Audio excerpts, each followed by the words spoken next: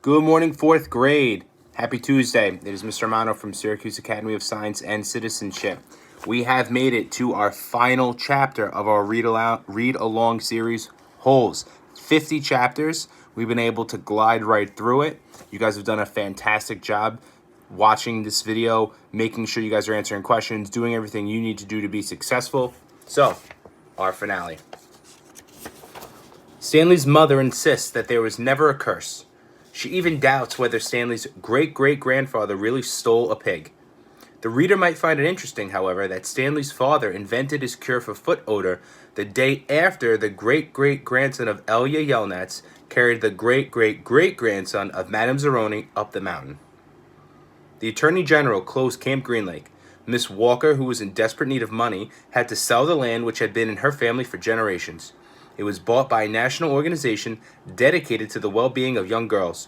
In a few years, Camp Green Lake will become a Girl Scout camp. This is pretty much the end of the story. The reader probably still has some questions, but unfortunately, from here on in, the answers tend to be long and tedious.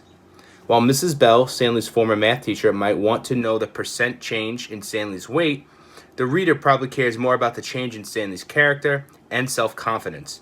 But those changes are subtle and hard to measure. There is no simple answer. Even the contents of the suitcase turn out to be somewhat tedious. Stanley's father pried it open in his workshop, and at first, everyone gasped at the sparkling jewels. Stanley thought he and Hector had become millionaires, but the jewels were of poor quality, worth no more than $20,000. Underneath the jewels was a stack of papers that had once belonged to the first Stanley Yelnats. These consisted of stock certificates, deeds of trust, and promissory notes. They were hard to read and even more difficult to understand. Miss Marengo's law firm spent more than 2 months going through all the papers. They turned out to be a lot more valuable than the jewels. After legal fees and taxes, Stanley and Zero each received less than $1 million, but not a lot less. It was enough for Stanley to buy his family a new house, with a laboratory in the basement, and for Hector to hire a team of private investigators. But it would be boring to go through all the tedious details of all the changes in their lives. Instead, the reader will be presented with one last scene, which took place almost a year and a half after Stanley and Hector left Camp Green Lake. You will have to fill in the holes yourself. There was a small party at the Yelnats' house, except for Stanley and Hector. Everyone there was an adult. All kinds of snacks and drinks were set out on the counter, including caviar, champagne, and the fixings to make ice cream sundaes. The Super Bowl was on television, but nobody was really watching. It should be coming on at the next break, Miss Marengo announced. A timeout was called in the football game, and a commercial came on the screen. Everyone stopped talking and watched.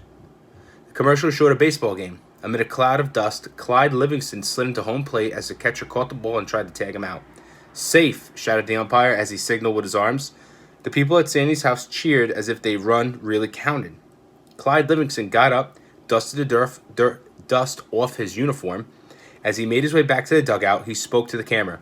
"Hi, I'm Clyde Livingston, but everyone around here calls me Sweet Feet." "Way to go, Sweet Feet," said another baseball player, slapping his hand. Besides being on the television screen, Clyde Livingston was also sitting on the couch next to Stanley. "But my feet weren't always sweet," the television Clyde Livingston said as he sat down on the dugout bench. "They used to smell so bad that nobody would sit near me in the dugout." "They really did stink," said the woman sitting on the couch on the other side of Clyde. She held her nose with one hand and fanned the air with the other. Clyde shushed her. "Then a teammate told me about sploosh," said the television's Clyde. He pulled a can of sploosh out from under the dugout bench and held it up for everyone to see. "I just spray a little on each foot every morning, and now I really do have sweet feet. Plus, I like the tingle." Sploosh said in a voice, "A treat for your feet. Made from all natural ingredients. It neutralizes odor-causing fungi and bacteria. Plus, you'll like the tingle." Everyone at the party clapped their hands. "He wasn't lying," said the woman who sat next to Clyde. "I couldn't even be in the same room with him with his socks." The other people at the party laughed. The woman continued. "I'm not joking. It was so bad." "You've made your point," said Clyde, covering her mouth with his hand. He looked back at Stanley. "Will you do me a favor, Stanley?" Stanley raised and lowered his left shoulder. "I'm going to get more caviar," said Clyde. "Keep your hand over my wife's mouth." He patted Stanley on the shoulder as he rose from the couch. Stanley looked uncertainly at his hand, then at Clyde Livingston's wife. She winked at him. He felt himself blush and turned away toward Hector, who was sitting on the floor in front of an overstuffed chair. A woman sitting in the chair behind Hector was absent-mindedly fluffing his hair with her fingers. She wasn't very old, but her skin had a weathered look to it, almost like leather. Her eyes seemed weary, as if she'd seen too many things in her life that she didn't want to see. And when she smiled, her mouth seemed too big for her face. Very softly, she half sang, half hummed a song that her grandmother used to sing to her when she was a little girl. If only, the moon speaks no reply, reflecting the sun and all that's gone by. Be strong, my weary wolf, turn around boldly, fly high, my baby bird, my angel, my only. So, we have successfully read Holes, chapter 1 to the end. I will be posting the final video for this book today. Tomorrow, I have a good book for you guys. I'm not going to tell you now. I'll announce it tomorrow during our next video. I love and miss you guys. I'll see you soon. Bye.